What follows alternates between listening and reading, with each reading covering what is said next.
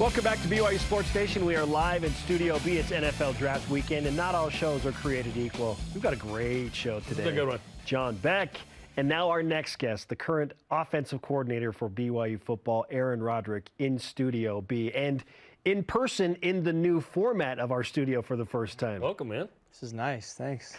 You can come and hang out, relax here when things get stressful over there. New to me.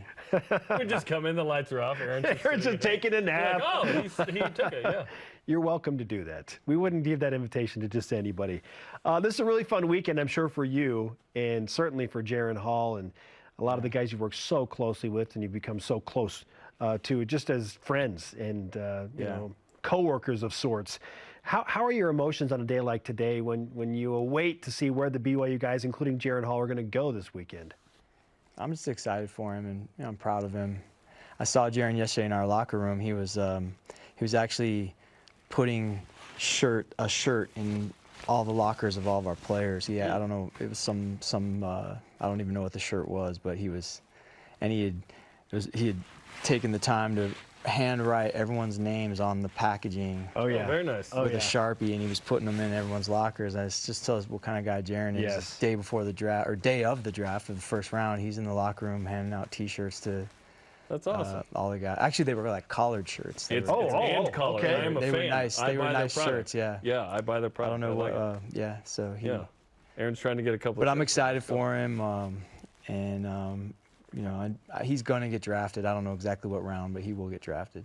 What would surprise you either way when it comes to him in the draft? What are you kind of expecting versus what would surprise you? Like as far as round goes? Round, team, fit, that kind of stuff. From what you've, because a lot of teams talk to you. Yeah. Really, I've learned there's nothing would surprise me now. Everyone keeps their strategy and their plans so secret that there's really it wouldn't surprise me if he went a little earlier than we expect, if he went a little later than we expect. I think every single team almost is a possibility. But I have a lot of confidence in him that he's going to find a way to be successful. Let me ask you this then. What are the most common questions about him from NFL teams? Most teams just wanted to know what it's like to work with him on a day-to-day basis. You know, things like what kind of leader he is, what kind of a learner he is, how he talks to his teammates, how he resolves problems with a teammate, what are his study habits like. Most of them can make their own football evaluation from the game film and from what they've seen in practice and in workouts. The more the questions I get are just things about him as a person. Aaron, we're on the verge of watching now back-to-back BYU quarterbacks being drafted into the NFL, and John Beck just told us he thinks Kedon Slovis is absolutely an NFL quarterback. So this could be three in a row. You said that too, yeah. Right? And that's awesome. I want to rewind to a brief moment that you and I shared. You probably don't even remember this, but it's in the midst of the COVID chaos. It's after the Navy game. Like, we're not even allowed to be around anybody, and I happen to like bump into you as you're going down to the field to celebrate, and I'm running out to do some live shot thing. And I just congratulated you on a dominant win, and you said, man, it's been such a, it's taken a lot to get here. Yeah. And these are the fruits of everything that's gone into this. It's been a slow build. Yeah. But now you've built this into what looks like more quarterback legacy at BYU. What has it taken to get to this point where you've had Zach Wilson and Jaren Hall and now Kedon Slovis? Well, yeah, it's been a process for sure. It started with just building up our depth around the quarterback. You know, I mean, Tanner Mangum was a good quarterback. We didn't have a great team though at the time. Just overall, we had some roster deficiencies. We had some depth issues, and so it took time to build depth. It started with building an offensive line, recruiting some skill players that could perform, and then having a coaching staff like guys like Fessy and Jeff Grimes and Daryl Funk and veteran coaches that know what they're doing. Steve Clark and Harvey's doing a great job. And we've had a couple of coaches that have come and go, but it was recruiting and then developing those players to put a good team around the quarterback. And now you get a quarterback out there that is as talented as Jaren or Zach, and you got a good team around them. Now you have a chance to be great. Yeah. And that's how you develop. It's not just the quarterback. You have to put a team out there that can play and help that guy have success. And that took time. It doesn't just happen overnight. We had to build it up. And BYU's back in the left tackle game too, which is super exciting. Blake's going to be the second straight starter. Kingsley will be the third straight starter, we think, whenever he comes out in a year or two or whatever, which is exciting. Question about Blake and Puka, who we expect to be drafted in the next 2 days. What are the most common questions about those guys from NFL teams?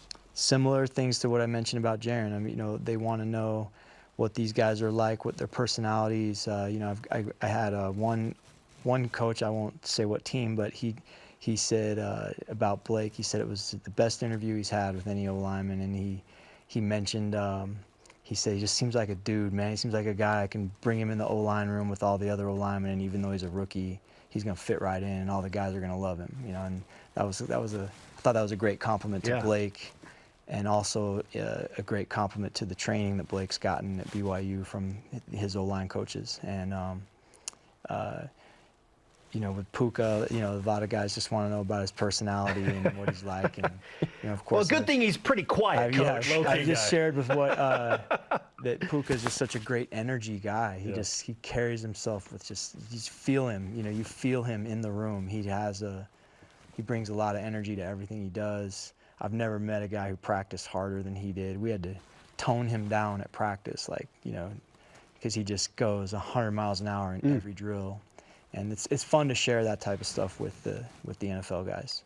You have been very much in the thick of just recruiting and transfer portal and the madness and trying to piece together a roster. You're getting ready for the Big 12. A lot of transitioning happening here. But you've got some, you know, some cachet to work with now in terms of BYU guys to the NFL and like the quality of program and the style of play. What's the first thing you're telling a recruit, and maybe specifically a quarterback recruit? Well, the quarterback situation now, like you mentioned, we've had some pretty good success the last few years with Zach and Jaren, and Baylor had some good games too when he played. And now, when I met with Keaton in December, he was already well aware of the success that Jaren and Zach had, right down to like certain statistics. Wow. He mentioned right away 30-something touchdowns, single-digit picks. That's what you guys have been doing 3 years in a row. Wow. He knew it had been 3 straight years of 30-some-odd touchdowns and single-digit interceptions. And his big year at SC, that's what he did. He had 30 touchdowns, and I think it was, I can't remember, 6 picks or something like that. And he mentioned, I need to get back to that. That's what I want to do again. And that was more important to him than NIL money or anything. It was just, I wanted. And so you want to hopefully establish a tradition where that's just what we do. You know, that's what we're trying to get, is plug the quarterback in with a good team around him, and then that's what we do. And that hopefully will keep attracting more good quarterbacks. But then it's also fun to be a receiver if you know you're going to play with an NFL quarterback. It makes it easier to recruit a receiver, and it makes it easier to recruit tight ends. You know, and we should never have trouble getting offensive linemen here. That's been a tradition forever. We can get those guys. So we're trying to get it going where, you know, that quarterback play invites good quarterbacks, but it also brings good receivers, and then good receivers and good O-line and all the other good players around them help the quarterback. And it's a cycle that hopefully we can just keep rolling and keep getting better.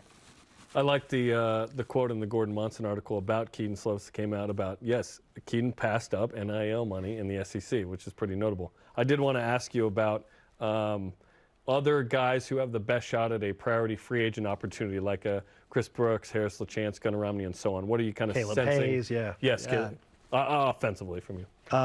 There's, man, I think it's hard to predict, you know, what situations they'll land in, because I think being a free agent is so much, there's some luck involved, like what the team's needs are and that type of thing. But I think Chris Brooks can play in the NFL. I think Harris LaChance can play in the NFL. Who else on offense am I forgetting? Gunnar. Obviously, Gunnar has been a really good player for us. He's had some bad luck with injuries, but when he's right physically and he's healthy, he's a really good player that wouldn't be surprised at all. I mean, he can track the deep ball really well as anybody I've ever seen, and wouldn't be surprised at all if he gets in the right camp. He could make a team. There's no reason why he can't. Aaron, great to have you with us, man. We appreciate the insight and the time. listen, you can come and sit and take a nap here anytime you want, brother. Pretty comfortable, right? It's pretty cozy, yeah. We'll make sure the door gets shut and the lights turned off, and you can have a place to relax. A warm towel over your eyes. Thanks, Aaron. Thanks. Yeah. Okay.